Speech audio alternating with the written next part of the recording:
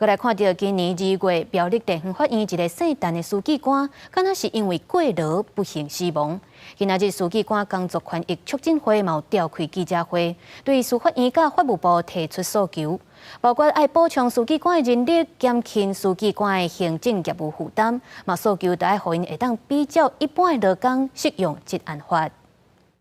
书记官其实不只有配法官这个业务，它还有很多行政上面的业务，甚至是不需要配法官的，就是有很多法律上也都有规定，就是它有其他行政上的事务就需要处理。今年2月，苗栗地方法院一个姓陈的书记官，疑似因为过劳死亡。车北书记官工作权益促进会参相关 NGO， 甲在野立委召开记者会提出诉求。 包括爱甲检察官甲书记官的人数比例，为现行的1比1.1左右，提悬到1比1.5，减轻书记官业务负担。咱配法官还是配检察官，这个业务叫做记录。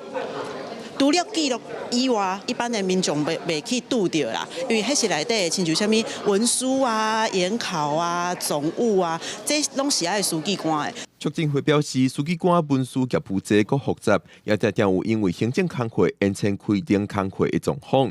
希望解决过劳问题，不过目前亲像书记官这款公务人员，这案问题是使用公务人员安全甲卫生防护办法，因希望通比较一般的劳工使用法律层级较悬的职业安全卫生法。公务员其实不是劳工，就是没有劳动检查这种东西哈。那 公务人员对机关职业安全的意见，其实也就是建议，还有一些请求。如果请求不成，我们就会再来一个救济。就算成功了，其实你对机关其实也没有什么额外的罚则。已经请高院检讨书记官的档案期限之外，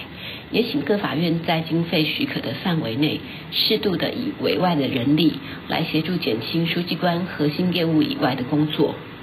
我们也很愿意邀请基层的书记官同仁们一起来开会。书记官工作权益促进会希望透过增加人力、行政流程电子化这个方法，减轻书记官的负担。伊也呼吁司法院、法务部这个机关，应该邀请促进会共同讨论书记官行政工作的问题，会使安怎改善。记者郭文林、凯台北报道。